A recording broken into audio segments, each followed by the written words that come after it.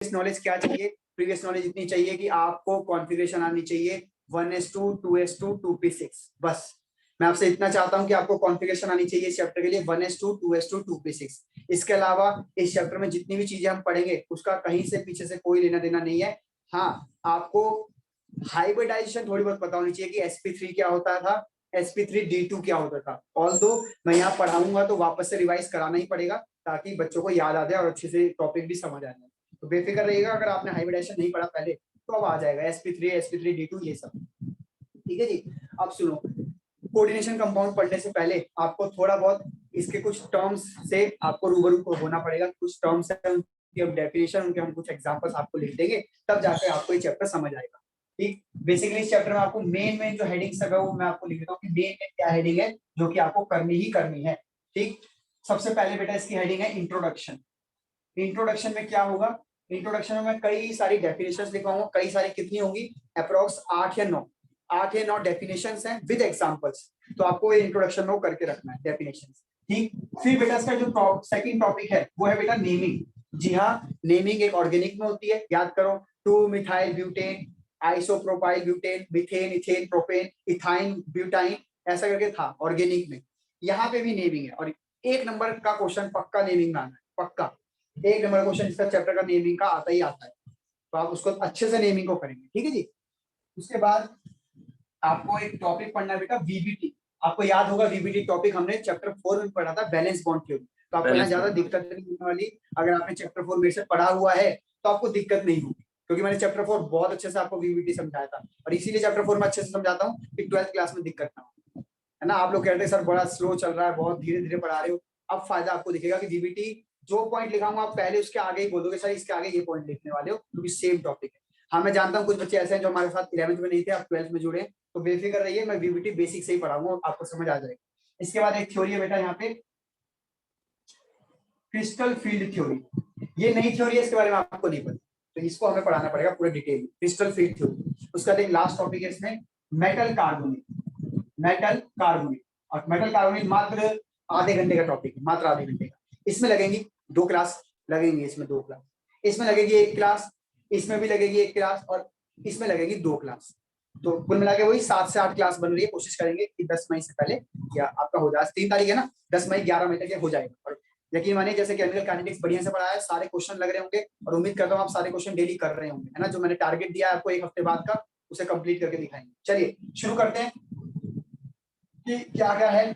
Notes मैंने आपको भेज दिए, नोट्स मेरे बच्चे के लिखे हुए हैं, मेरे हाथ के नहीं है। तो मैं बोलूंगा कुछ, हो सकता है बच्चे ने थोड़ा तरीके से लिखा हो, तो आप ध्यान रखिएगा जो भी मैं यहाँ लिखूं आप उसका स्क्रीनशॉट ले लीजिएगा, और फिर मेरे बच्चे के जो नोट्स हैं उससे मैच करके अपने खुद के नोट्स बनाइए और डेली नोट्स बनाइए।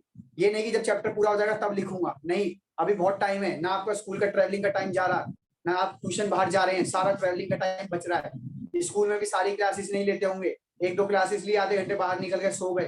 तो प्लीज टाइम बचाइए और यहाँ पे लगाइए। ठीक, सबसे पहले इसमें आपको एक टॉपिक पढ़ाना पड़ेगा जिसका नाम है बेटा एडिशन कंपाउंड। ध्यान से सुनिएगा, एडिशन कंपाउंड। एडिशन कंपाउंड क्या होता है कि इसमें ना आपको 2 सॉल्ट्स मिक्स करने हैं, बस, और कुछ नहीं। 2 सॉल्ट्स मिक्स करने हैं। जैसे आपने एक सॉल्ट ले लिया KCl, सुना ही होगा, पोटेशियम क्लोराइड इसका नाम है। एक और सॉल्ट ले लिया बेटा MgCl, ठीक है जी, और साथ में आपने ले लिया पानी के 6 मॉलिक्यूल। डन। तो आप इसको ऐसे लिखेंगे KCl dot MgCl2 dot 6H2। ये मिक्सचर ऑफ सॉल्ट जो आपने बना दिया ना, इसी को कहते हैं बेटा एडिशन कंपाउंड। 2 सॉल्ट्स को आपने मिला दिया, इसको कहते हैं एडिशन। ध्यान ये रखिएगा कि ये सॉल्ट सॉलिड स्टेट में है, ये भी सॉलिड स्टेट में है। तो 2 सॉलिड स्टेट्स के सॉल्ट आप ऐसे कर दोगे तो घुलेंगे तो है नहीं, तो आप पहले इसको भी एक्वस बनाओगे, आप इसको भी एक्वस बनाओगे। तो मैंने यहाँ एक्वस ना लिखकर यहाँ पे एक्वस लिख दिया है। तो हो सकता है ऐसा हो जाए, या अगर पेपर में ऐसा भी लिखा मिले ना तो घबराना मत। ये देखो एक्वस और MgCl2 एक्वस, ये भी सेम बात है बेटा, ठीक है।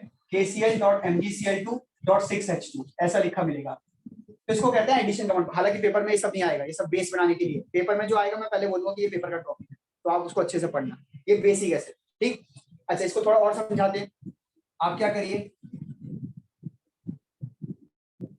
एक सॉल्यूशन लीजिए यहाँ। कौन सा सॉल्यूशन ले रहे हैं आप? KCl का। KCl का एक्वस सॉल्यूशन लीजिए, ठीक। और एक और सॉल्यूशन लीजिए यही वाला MgCl2, MgCl2 का एक्वस सॉल्यूशन। आप दोनों को ना हीट करिए बेटा, इसको भी हीट करिए और इसको भी हीट करिए। जब आप इसको हीट करेंगे ना तो इसके वेपर्स बाहर निकलेंगे, इसके भी वेपर्स बाहर निकलेंगे। आप इन वेपर्स को क्या करिए, कंडेंस कर लीजिए। कंडेंस मतलब तो समझते हैं कि वेपर्स को जब कंडेंस कर लेते हैं तो वो लिक्विड बन जाता है, और कंडेंस करके एक बीकर में ले आएंगे, ये यहाँ पे। तो अब जो ये है ना, यही ये कंपाउंड है बेटा, जिसको हम कहते हैं एडिशन कंपाउंड। तो आपको करने का प्रोसेस मैंने बता दिया। ऐसे नहीं होगा कि आपने सॉल्ट एक सॉल्यूशन लिया वैसे मिक्स कर दिया, हो सकता है वो मिक्स ना हो, तो आपको बेटा ये प्रोसेस करना। सर कैसे पता चलेगा कि वो मिक्स ना हो, कैसे हर बार हीट करना पड़ेगा या नहीं करना पड़ेगा, आपको ध्यान नहीं रखना, बस हम आपको प्रोसेस बता रहे हैं कि एडिशन कंपाउंड क्या होता है, जब दो सॉल्ट्स आपस में मिल जाते हैं, बस दैट्स इट। आराम से देख लीजिए, स्क्रीनशॉट ले लो बेटा, एरिया स्क्रीनशॉट बड़े आगे। Yes sir. Yes sir. Yes sir. तो इसका नाम भी होता है कार्नालाइट, इसका नाम होता है कार्नालाइट, ठीक है। नाम याद करना है क्या? नाम भी याद नहीं करना, जो आपको याद करना है, जो आपको समझना है, वो मैं आपको बता दूंगा अपने आप, बेफिक्र रहिएगा। अभी आपको सिर्फ सुन के जाइए क्या क्या करना है, ठीक। तो इसका नाम कार्नालाइट होता है, मैं इसे रब कर रहा हूँ बेटा, प्लीज इसे ध्यान से देख लीजिएगा। और अभी मैं आपको नोट्स पढ़ने भेजूंगा, तो आप नोट्स से पढ़ेंगे तो आपको यकीन हो जाएगा कि हाँ सर भाई सही सही है, एकदम बढ़िया। चलो आगे बढ़ते हैं, इसे मिटा रहा हूँ। अब जब आपने एडिशन कंपाउंड पढ़ लिया कि एडिशन कंपाउंड मतलब होता है दो सॉल्ट्स का कॉम्बिनेशन। अब इसमें एक और कैटेगरी है बेटा, इसको और फर्दर क्लासिफाई करा गया। क्लासिफाई कैसे करा गया है? एक तो ये कोऑर्डिनेशन कंपाउंड्स, जो कि चैप्टर की हेडिंग ही है, या फिर इसको कई बार बेटा कॉम्प्लेक्स कंपाउंड भी बोला जाता है, कॉम्प्लेक्स कंपाउंड्स, ठीक है जी। और एक और होता है बेटा डबल सॉल्ट, डबल सॉल्ट। तो एक नंबर में, दो नंबर में तो मैंने यही क्वेश्चन लिखा हुआ है। अब ये पेपर का है, देखो बता दूं, हर टॉपिक से पहले बता दूं क्या पेपर में आएगा क्या नहीं। ये पेपर का है, पेपर में आता है right the difference between double salt and coordination compound, क्योंकि दोनों एक ही पार्ट से निकले हुए हैं एडिशन कंपाउंड, तो कुछ कुछ डिफरेंस है, वो डिफरेंस आपको ध्यान रखना, और डिफरेंस याद रखना बहुत आसान है, बस एग्जाम्पल याद होंगे तो आप ये भी कर लेंगे, ठीक। जरा ध्यान से देखिएगा, डबल सॉल्ट में क्या है कि जैसे फॉर एग्जांपल आपका वो जो कार्नालाइट था ना, KCl MgCl2.6H2, बीच बीच में आपको थोड़ा खाना बनने की आवाज आती रहेगी, तो उसको अवॉइड करिएगा। हो गया बहुत। हाँ? हाँ भैया ब्लर हो रही है। नहीं सर क्लियर है। नहीं सर क्लियर है। क्लियर अच्छा, है, मुझे DM सही आ रही है। एक मिनट होल्ड करना, सर क्लियर है। यस सर क्लियर है। आपको अपनी अब वो सही अच्छा है। रखना है, ठीक है निखिल, आपको अपना इंटरनेट अच्छा रखना है, क्योंकि आप भी रिकॉर्डिंग कर रहे हैं तो अच्छा बेस्ट रिकॉर्ड चल रहा है सर है एकदम। ना। अभी तक यूट्यूब पे डल चुका है पूरा चैप्टर केमिस्ट्री का, चैप्टर 4 केमिकल काइनेटिक्स। जो टॉपिक में डाउट हो जाइए 2x पे देखिए और क्वेश्चन करिएगा, ठीक है। चलिए आगे बढ़ते हैं, वापस आ जाओ इसी टॉपिक बेटा। सर आपने अपना चैनल खोला है क्या? जी बेटा, सर मैं कह रहा नहीं हूँ अपना चैनल चैनल नहीं, बनाया क्या? चैनल नहीं खोला, वो निखिल सूरी ने अपना चैनल बना के उसमें सारी वीडियोस डाल दी हैं और पब्लिकली कर दी हैं, तो आप देख सकते हैं। कोई आपके दोस्त को डाउट हो कि उसको मोलेकुलरिटी समझ नहीं आता या उसको पोजीशन थ्योरी समझ नहीं आता, तो उसको लिंक भेज दे कि भाई देख ले, ये हमारे टीचर ने पढ़ा रखा है, थोड़ा बहुत हमारा भी प्रमोशन हो जाएगा, है ना।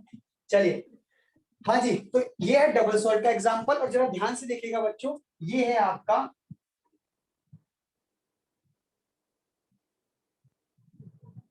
कोऑर्डिनेशन कंपाउंड का एग्जाम्पल, ठीक है। K4FeCN6, ध्यान से देख लीजिए, आराम से इसको देखिए, K4FeCN6।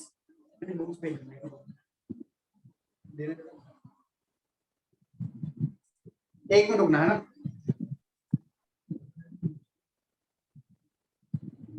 बच्चों तो ये एग्जांपल है कॉम्प्लेक्स कंपाउंड का, और ये एग्जांपल है बच्चों डबल सॉल्ट का। अब सर ये थोड़ा अजीब सा लग रहा है, सर आपने क्या क्या लिख दिया, डब्बा बना दिया, एक और डब्बा बना दिया, है ना, ये स्क्वायर ब्रैकेट है, ये राउंड ब्रैकेट है, तो इसको थोड़ी देर हम बात बताते हैं आपको कि क्या है। हाल फिलहाल आप देख लीजिए कि ये भी दो सॉल्ट से बना होगा, जैसे ये दो सॉल्ट से बना था ना, ये भी दो सॉल्ट से बना होगा। कैसे बना होगा अभी मैं बता दूंगा, बेफिक्र रहो, इसको देखते रहोगे, ठीक है जी। अब क्या खासियत है सर दोनों में, क्या डिफरेंस है, क्या क्या इनके प्रॉपर्टीज है, ध्यान से देखिए। एक ही प्रॉपर्टी है, एक ही प्रॉपर्टी से सारे इसके लिंक है, जितनी भी बातें हैं ना सब एक ही प्रॉपर्टी से लिंक है। पहला, आप इसको पानी के साथ रिएक्शन कराइए। ऑलरेडी ये पानी है, ऑलरेडी पानी है, आप इसको फिर से इसका हाइड्रोलिसिस कराइए एक्वस सॉल्यूशन में, तो ये पता क्या करेगा, अपने सॉल्यूशन में तोड़ देगा अपने आप को। देखो K प्लस Cl माइनस आपको मिल जाएगा, Mg2 प्लस मिल जाएगा, और Cl माइनस मिलेगा, लेकिन मैंने यहाँ लिख रखा है इसमें दोबारा नहीं लिखता। तो कहने का मतलब ये है कि डबल सॉल्ट में जितने भी कैटायन एनायंस होते हैं वो सब डिसोसिएट फॉर्म में रहते हैं, सारे के सारे डिसोसिएट होते हैं। जबकि जब आप इसे करेंगे ना बेटा एक्वस में, जब आप इसको एक्वस में करेंगे तो यहां से K पे चार्ज होता है +1, अगर आपको याद हो पोटेशियम पे चार्ज आता है +1।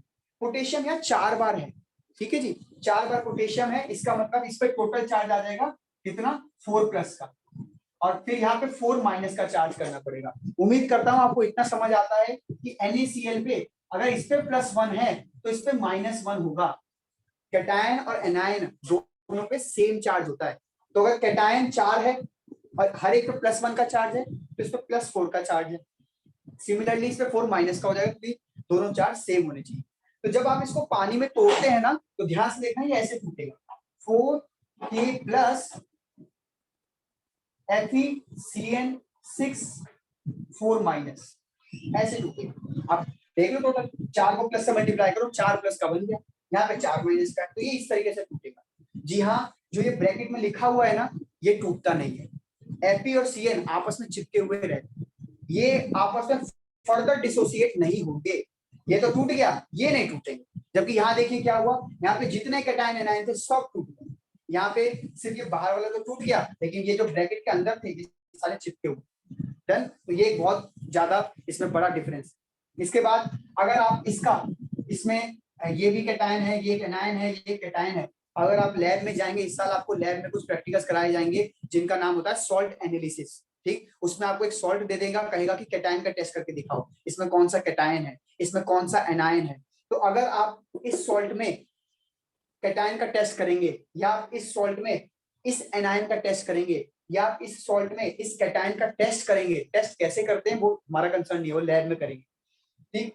तो बेटा ये जो है पॉजिटिव टेस्ट दिखाएगा। पॉजिटिव टेस्ट का मतलब कोविड वाला पॉजिटिव नहीं, पॉजिटिव टेस्ट का मतलब ये सारे के सारे प्रेजेंट हैं, ये चीज कंफर्म करेगा। लेकिन बेटा यहाँ पे अगर मैं K+ का कंफर्मेशन टेस्ट करूं तो K+ का कंफर्मेशन टेस्ट ये सॉल्ट दे देगा, क्योंकि इस सॉल्ट में K+ आपको दिख रहा है कि टूट सकता है। लेकिन अगर इस सॉल्ट में मैं साइनाइड आयन का, ये देखो Cn जो है ऐसा होता है बेटा, Cn- और Fe जो है यहाँ पे Fe2+। सर 2+ कैसे पता चला वो हम आपको बाद में बताएंगे। तो Fe2+ और साइनाइड, इन दोनों का अगर तुम टेस्ट करोगे तो ये सॉल्ट में साइनाइड है, ये सॉल्ट में Fe2+ है, पर ये कभी भी आपको Fe2+ और साइनाइड माइनस का टेस्ट पॉजिटिव नहीं देंगे। क्यों? क्योंकि दोनों चिपके हुए हैं। जब दोनों आयंस फॉर्म में होंगे तभी तो टेस्ट देंगे, दोनों चिपके हुए हैं, ठीक है जी। तो ये कभी टेस्ट नहीं देंगे, जबकि K+ का टेस्ट आपको पॉजिटिव मिलेगा, ये पॉजिटिव टेस्ट देंगे। तो एक डिफरेंस ये सुन लीजिए ध्यान से कि कोऑर्डिनेशन कंपाउंड में जो एटम्स होते हैं वो सारे के सारे पॉजिटिव टेस्ट नहीं देते अपने रिस्पेक्टिव कैटायन एनायन का, जबकि डबल सॉल्ट में जो भी कैटायन एनायन है सब आयंस में टूट जाते हैं, इसीलिए सब पॉजिटिव टेस्ट देते हैं। तो ये था बहुत बड़ा बेसिक डिफरेंस इन दोनों के बीच। अब आप जाइए नोट्स का पहला पेज पढ़ के आइए, जाइए कि क्या ब्रैकेट में लिखा है, कैसे कैसे ये बना है, मैं आपको पहले से ही अरेंज करके बताया। आगे ये सब कुछ है, लेकिन अगर मैं आपको अभी से आइडिया दे दूंगा ना तो आपके दिमाग में एक इमेज बन जाएगी कि कंपाउंड है कैसा और क्यों पढ़ रहे हैं। ध्यान से सुनिएगा। कॉपर, अगर मैं गलत नहीं हूं तो कॉपर का एटॉमिक नंबर होता है 29। आप इसकी कॉन्फ़िगरेशन करिए 1s2 2s2 2p6 3s2 3p6 4s1 3d10, आराम से देख लीजिए 4s1 3d10, ठीक है जी। ये इसकी कॉन्फ़िगरेशन होती है, हाफ वो होता है ना, ये एक्सेप्शनल कॉन्फ़िगरेशन होती है इसकी, आपको याद होगा। Yes sir. है ना। अब आगे सुनिए बेटा, कॉपर क्या करता है, अपने 2 इलेक्ट्रॉन लूज करता है, ठीक। अगर 2 इलेक्ट्रॉन लूज करेगा तो इसका एटॉमिक नंबर हो जाएगा 27 फिर, और जब आप कॉन्फ़िगरेशन लिखेंगे तो ये तो ऐसी चीज रहेगी, यहाँ पे हो जाएगा 4s0 और 3d9, क्योंकि एक इलेक्ट्रॉन यहाँ से क्या होगा और एक इलेक्ट्रॉन यहाँ से। अब सवाल ये होता है कि सर ये 2+ लिखा है कहाँ है, वो 2 इलेक्ट्रॉन कहाँ चले गए। तो बेटा वो 2 इलेक्ट्रॉन जो है ना इस क्लोरीन ने गेन करे हैं, 2 इलेक्ट्रॉन लूज। इसका मतलब Cu और Cl के बीच में आयोनिक बॉन्ड फॉर्म है। यहाँ पे आयनिक बॉन्ड, जी हाँ, मतलब ब्रैकेट के अंदर जो एक बंदा है और ब्रैकेट के बाहर जो बंदा है, इन दोनों में कोई रिलेशन आपसे पूछे तो भैया ये दोनों आयनिक बॉन्ड से बंधे हुए हैं। ध्यान से देख लीजिए, आयनिक बॉन्ड से बंधे हुए। ठीक है जी, कॉपर ने अपने 2 इलेक्ट्रॉन लूज करे और क्लोरीन ने वो 2 इलेक्ट्रॉन गेन करे और फिर CuCl2 बन गया। CuCl2 बन गया। सर फिर बीच में ये कैसे घुस गया? अब सुनो इसकी कहानी क्या हुई बेटा। कहीं अगर 4th ऑर्बिटल आ जाता है तो आपको पता होना चाहिए 4s आ गया है तो वहां 4p भी होगा, वहां 4d भी होगा, वहां 4f भी होगा। ठीक है, बस वेकेंट पड़े होंगे। तो हुआ क्या कि 3d9 भरा हुआ था। मतलब 3d9 कैसे ड्रॉ करेंगे? ऐसे 3d9 ड्रॉ कर दिया, ये 3d9। ठीक, 4s खाली पड़ा है, ये 4s हो गया, यहाँ पे 3d9 हो गया और ये आपका 4p। 4p के 3 डब्बे खाली हैं। खाली तो 4d भी है, 4f भी है, मैं उसको ड्रॉ नहीं कर रहा, इतना ही ड्रॉ। अब क्या हुआ कि अमोनिया आया इसके पास, है ना, ये आया अमोनिया। अमोनिया के पास आपको ध्यान हो तो एक होता है लोन पेयर, NH3 पे एक यहाँ लोन पेयर होता है ऊपर। ठीक, 4 अमोनिया आए, 4 अमोनिया आए ऐसे करके। अब जब 4 अमोनिया आएंगे ना तो बेटा ये इनका लोन पेयर जो होता है मन चला होता है, कभी यहाँ घूम रहा है कभी वहां घूम रहा है। आपको याद हो 4th चैप्टर में हमने बताया था कि लोन पेयर की वजह से वेस्पर थ्योरी लगती है, इसके हाइड्रोजन के बॉन्ड बेंड होने लग जाते हैं। जो एंगल बनना चाहिए था 109 पॉइंट कुछ आइडियली, वो कम हो जाता है ना, 107 पॉइंट कुछ बन जाता है। तो ये लोन पेयर से बड़ा अमोनिया परेशान है, चाहता है कि इसको मैं कहीं ना कहीं बांध के रखूं। तो ये क्या करता है बेटा, ये दोनों इलेक्ट्रॉन है यहाँ इसके खाली ऑर्बिटल में शेयरिंग करने लगता है। खाली ऑर्बिटल जो है इसको शेयरिंग करने लगता है। ये 2 इलेक्ट्रॉन यहाँ जाते हैं, ये 2 इलेक्ट्रॉन यहाँ जाते हैं और ये 2 इलेक्ट्रॉन यहाँ जाते हैं। तो बेसिकली कॉपर और अमोनिया के बीच में जो बॉन्ड बनता है उसको कहते हैं कोऑर्डिनेशन बॉन्ड। कोऑर्डिनेशन बॉन्ड कैसा है? बेसिकली ये शेयरिंग हुई है इलेक्ट्रॉन की, sharing of electrons, but only from one side, only from one side. आप देख सकते हैं कि कोवेलेंट बॉन्ड होता है जिसमें दोनों इलेक्ट्रॉन शेयर करते हैं, इधर से भी एक इलेक्ट्रॉन आता है, इधर से भी एक इलेक्ट्रॉन आता है। लेकिन कोऑर्डिनेशन बॉन्ड में बेटा इलेक्ट्रॉन की शेयरिंग तो होती है लेकिन सिर्फ एक तरफ से, सिर्फ अमोनिया ने इलेक्ट्रॉन दिए। कई बच्चे इसको ये समझने लग जाते हैं कि अमोनिया ने दोनों इलेक्ट्रॉन दे दिए। क्या दोनों नहीं दिए हैं, जस्ट शेयरिंग करिए। अगर दोनों दे देगा तो फिर तो आयनिक बॉन्ड हो जाएगा। ट्रांसफर ऑफ इलेक्ट्रॉन तो आयनिक बॉन्ड कहलाता है ना, ट्रांसफर नहीं है, शेयरिंग ऑफ इलेक्ट्रॉन्स। ठीक है जी, तो 2 इलेक्ट्रॉन कभी यहाँ है कभी यहाँ है कभी यहाँ है कभी यहाँ है, 2 इलेक्ट्रॉन घूमते रहते हैं ना ऐसे वो पास पास, तो वो वाला कॉन्सेप्ट चल रहा है। तो इस तरीके से कोऑर्डिनेशन कंपाउंड बनता है। यानी कि पहले एक बंदा होता है ये, जिसको मैं मेटल कहता हूँ। ये मेटल अपने कुछ इलेक्ट्रॉन लूज करता है किसी एनायन को जो कि इलेक्ट्रॉन का भूखा होता है, तो क्लोरीन ने इलेक्ट्रॉन ले लिए, तो इन दोनों में बन गया आयनिक बॉन्ड। उसके बाद कॉपर के घर खाली थे, अमोनिया वहां से जा रहा था, अमोनिया को देखा भाई घर खाली है, मैं भी परेशान हूँ, फटाक से लोन कर उसके घर में डाल। इस तरीके से बेटा अच्छा खासा CuCl2 बन रहा था, बीच में इनके अमोनिया आ गया और इस तरीके से कंपाउंड फॉर्म होता है। कोई कंफ्यूजन है तो पूछिए। नहीं सर, क्लियर है भैया। सर हाँ जी ये बोलो। 4 ही क्यों आए? हाँ डी ये और तो एफ अच्छा भी सवाल तो पूछा। खाली पड़े हैं।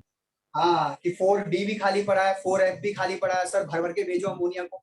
तो बेटा इसका थोड़ा सा लॉजिक जो है ये आपको हायर क्लास में मिलेगा, है ना। इतने सारे कॉपर इतने सारे नहीं संभाल पाए। ठीक है जी, आप जैसे आप ही हैं, है ना, आप कुछ दान करना चाहते हैं और जैसे मान लीजिए आप 100 रुपए दान करना चाहते हैं, आप चले गए किसी ऐसी जगह पे जहाँ पे 200-300 गरीब हैं और आपका सिर्फ 100 रुपए दान, आपका मन बहुत है मुझे दान करना है 100 रुपए दान, वहां 200-300 गरीब हैं, तो क्या आप उन सबको झेल पाएंगे? नहीं ना। आप सिर्फ 2 या 3 का मन खुश कर पाएंगे, अपने 50 रुपए को दे दिया, 50 रुपए को दे दिए, वहां है बहुत सारे। तो वैसे ही है कि कॉपर के पास है बहुत सारे वेकेंट ऑर्बिटल, लेकिन अमोनिया सब में अगर कोऑर्डिनेशन बॉन्ड करने लग जाएगा तो कॉपर को परेशानी होने लग जाती है। वो परेशानी कैसी है ये आगे आगे इसी चैप्टर में आपको बताया जाएगा कि सिर्फ 4 अमोनिया क्यों आए सर, 6 क्यों नहीं आए या 8 क्यों नहीं आए, 10 क्यों नहीं आए। ठीक है, आपको आगे क्लियर कर दूंगा। हाल फिलहाल वो गरीब वाले एग्जांपल से सर फिर प्रोडक्ट में सिर्फ CuCl2 होगा? नहीं, प्रोडक्ट ये पूरा बन गया ना बेटा, अब ये पूरा प्रोडक्ट ही जाना जाएगा इस नाम से। शुरुआत में ये था, फिर अमोनिया आ गया, तो अब ये ऐसा जाना चाहिए कोऑर्डिनेशन का प्रॉब्लम। हाँ बेटा बोलो सर मैं जल्दी। कह रहा हूँ यो सीयू तो पहले ही से स्टेबल हो गया था सीएल के साथ बॉन्ड बना के, फिर उसने क्यों ले लिया? हाँ मैं कहता रहा हूँ सीयू का तो कोई मतलब ही नहीं था। सीयू को घर खाली, सीयू के घर खाली थे, उस घर खाली पे अमोनिया आ गया और अमोनिया ने उसको फिर कब्जा सा कर लिया। तो सर सीयू तो खुश था अनस्टेबल अपना नहीं यार हो जाएगा सीयू के फिर साथ। ये? नहीं अनस्टेबल नहीं होगा। जब भी यहाँ पे बॉन्ड बनता है, आपको बताया गया होगा, जब भी बॉन्ड बनता है एनर्जी रिलीज होती है, चाहे वो कोई सा भी बॉन्ड हो, कोवेलेंट, कोऑर्डिनेट, आयोनिक, कोई भी बॉन्ड बने, हाइड्रोजन बॉन्ड, मेटालिक बॉन्ड, वैंडरवाल वाला बॉन्ड, वैंडरवाल फोर्सेस जो होती है, जब भी बॉन्ड्स बनते हैं एनर्जी रिलीज होती है और हमेशा मॉलिक्यूल चाहता है अपनी एनर्जी को रिलीज करना। तो सर तो ऑक्टेट रूल सीयू तो फिर लगेगा नहीं यहाँ? ऑक्टेट रूल तो लगा गया। ऑक्टेट रूल तो हमने चौथे चैप्टर में ही फेल कर दिया था, 11वीं क्लास में ही फेल कर चुके हैं। ऑक्टेट रूल कहाँ तुम पता ऑक्टेट नहीं रूल सर पकड़ के बैठे पढ़ाते हो? क्यों ऑक्टेट है रूल फिर ये? तुम इसी बात पे बहस कर लो कि पढ़ाते क्यों हो। यही मुद्दा रख लो पहले, आधे घंटा इसी पे डिस्कस कर लेते कि पढ़ाते क्यों। एजुकेशन सिस्टम पूरा धज्जियों से उड़ा हुआ है, ए सर प्लस बी कोटा स्क्वायर फैक्ट्री वाला देख के आए चल लगता रहा है है। कि, है ना? तो छोड़ दो यार, अब क्या करें, सिस्टम ऐसा है, पढ़ना पड़ेगा भाई। आगे आपको जॉब इसी क्राइटेरिया में मतलब मिलना सर है, जितनी एनर्जी इसके रिलीज हिसाब से। होगी वो बनाता रहेगा बॉन्ड अपने? हाँ जी हाँ जी सर ठीक है। एनर्जी के अलावा कुछ जितनी और भी आ एनर्जी सकता था? हाँ, बहुत लोग हैं ऐसे, बहुत लोग हैं जो तड़प रहे हैं, बहुत लोग हैं। अब एक दिखाया आपको, अभी बहुत सारे एग्जांपल हैं कोऑर्डिनेशन कंपाउंड के। ठीक है, तो अभी एक से शुरुआत करिए, धीरे धीरे सारे आपको पता चल जाएंगे। हाल फिलहाल इसका स्क्रीनशॉट ले लीजिए, फिर मैं आगे बढ़ता हूँ बेटा।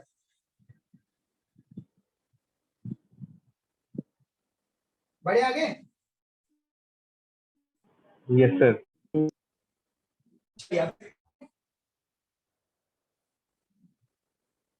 तो हमने देख लिया कि कोऑर्डिनेशन कंपाउंड कैसे बनता है, और ये कोऑर्डिनेशन कंपाउंड में ये के बीच में क्या रिलेशन है और इसके बीच में क्या रिलेशन है। अब बेटा चैप्टर को आगे बढ़ाने से पहले मेरे को कुछ टर्म्स क्लियर करने पड़ेंगे आपको, कुछ टर्म्स हमें क्लियर करने पड़ेंगे। और वो टर्म्स क्या क्या है जरा ध्यान से देखिएगा। नंबर 1 टर्म्स जो है वो है कोऑर्डिनेशन एंटिटी। कोऑर्डिनेशन एंटिटी, कई लोग इसको कहते हैं कोऑर्डिनेशन स्फीयर। ठीक है जी। और इसी के साथ एक और ले लेता हूं हाइफन डाल के, आयोनाइजेशन स्फीयर। आयोनाइजेशन स्फीयर अलग अलग नहीं पढ़ा रहा हूं, एक साथ ही दोनों का टॉपिक डाल दिया है। नोट्स में सिर्फ ये डला हुआ है, शायद ये नहीं डला हुआ, तो आप देख लीजिएगा, चेक कर लीजिएगा। देखो CuNH3 के 4 मॉलिक्यूल और ये Cl2, एक ये ले लो, एक ले लो यहाँ पे आपका K4FeCN6, ये ले लो, एक और ले लो NiCO, ये कार्बन है या ऑक्सीजन है? ठीक है, ये छोटा ओ नहीं है, कभी तुम इसे वो समझ लो, कोबाल्ट समझ लो, कोबाल्ट नहीं है, कार्बन मोनोऑक्साइड नाम होता है इसका, है ना। 5, ध्यान से देखिएगा बच्चों, जो डब्बे के अंदर होता है, डब्बे के अंदर, उसको कहते हैं कोऑर्डिनेशन स्फीयर, और जो डब्बे के बाहर होता है उसको कहते हैं आयोनाइजेशन स्फीयर। ठीक है जी। अब ये आयोनाइजेशन आप नाम से पता कर लो, जब आप इसको पानी में घोल रहे थे तो आयंस में कौन मिल रहा था, ये कि ये Cl। क्लोरीन मिल रहा होगा जब आप, है ना, तो इसीलिए इसका नाम आयोनाइजेशन स्फीयर रखा है, और इस भाई का नाम है कोऑर्डिनेशन। ठीक, अच्छा यहाँ बताओ आयोनाइजेशन स्फीयर और कोऑर्डिनेशन स्फीयर कौन है? KU हाँ, आयोनाइजेशन। ये जो है आयोनाइजेशन स्फीयर है, और ये जो डब्बा है ये कोऑर्डिनेशन स्फीयर है। अब देखो यहाँ पे, यहाँ तो सर डब्बे के बाहर कोई है ही नहीं, तो ये बेटा यहाँ पे आयोनाइजेशन स्फीयर नहीं है, यहाँ पे सिर्फ और सिर्फ कोऑर्डिनेशन स्फीयर है। सर ये समझाओ सर, मजा सा नहीं आ रहा, मतलब यहाँ फील नहीं आया कुछ, बताएंगे इसको भी। ठीक है, 3-4 तरीके के सर ये कोऑर्डिनेशन सॉल्व होते हैं। NiCO को पूरा एक यूनिट मान के चल रहे हैं? हाँ जी, CO पूरा एक यूनिट है यहाँ पे। ठीक, यहाँ पे साइनाइड पूरा एक है, यहाँ पे अमोनिया के 4 है, साइनाइड के 6 हैं, और CO के 5 है। नहीं सर मैं कह रहा CO जो हूँ बनता है, NiCO पूरा ये वो होगा आइडेंटिटी? हाँ पूरा एक है ये। ठीक है, ये NiCO5 पूरा एक कंपाउंड है, इसके नाम यहाँ पूछा ना यहाँ पूछा, बताऊंगा, थोड़ा बेफिक्र रहो, वेट करो। अब सुनिए बच्चों, आपको ये बताया गया होगा बचपन से कि भैया जो NaCl है इसमें आगे वाले को कैटायन बोलते हैं और पीछे वाले को एनायन बोलते हैं। अगर मैं गलत नहीं हूं तो आपको एक क्लियर है कि आगे वाले को कैटायन बोलते हैं, पीछे वाले को एनायन बोलते हैं। सिमिलरली बेटा यहाँ भी यही है, ये भी तो दो सॉल्ट्स का कॉम्बिनेशन है ना, एडिशन कंपाउंड का एक पार्ट है कोऑर्डिनेशन कंपाउंड। तो यहाँ पे क्या होगा, जो आगे लिखा होगा वो कैटायन, और जो उसके पीछे लिखा है वो एनायन। अब आपको दिख रहा है कि सर ये कैटायन बड़ा अजीब सा है, थोड़ा बड़ा सा लग रहा है, तो बेटा इसको कहते हैं कॉम्प्लेक्स कैटायन, कॉम्प्लेक्स कैटायन। और एनायन देखो सिंपल है, तो इसको लिखते हैं सिंपल एनायन। यहाँ बताओ मुझे देखकर कि ये कैटायन होगा और ये एनायन होगा, लेकिन कैटायन सिंपल है इस बार और एनायन कैसा है इस बार, सिंपल कैटायन और कॉम्प्लेक्स है एनायन, कॉम्प्लेक्स है एनायन।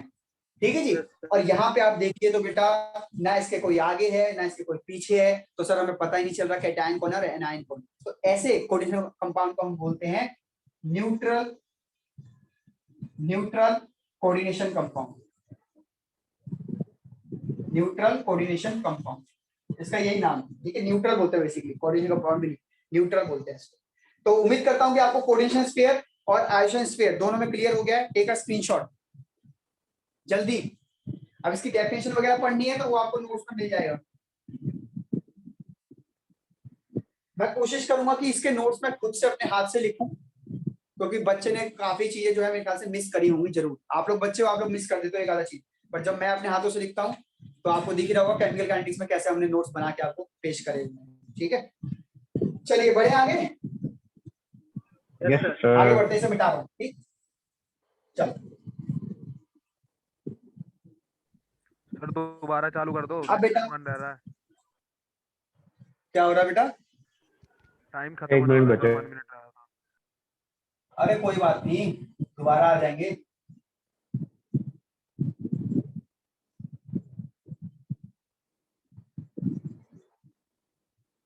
अब सुनो सेंट्रल मेटल एटम क्या होता है।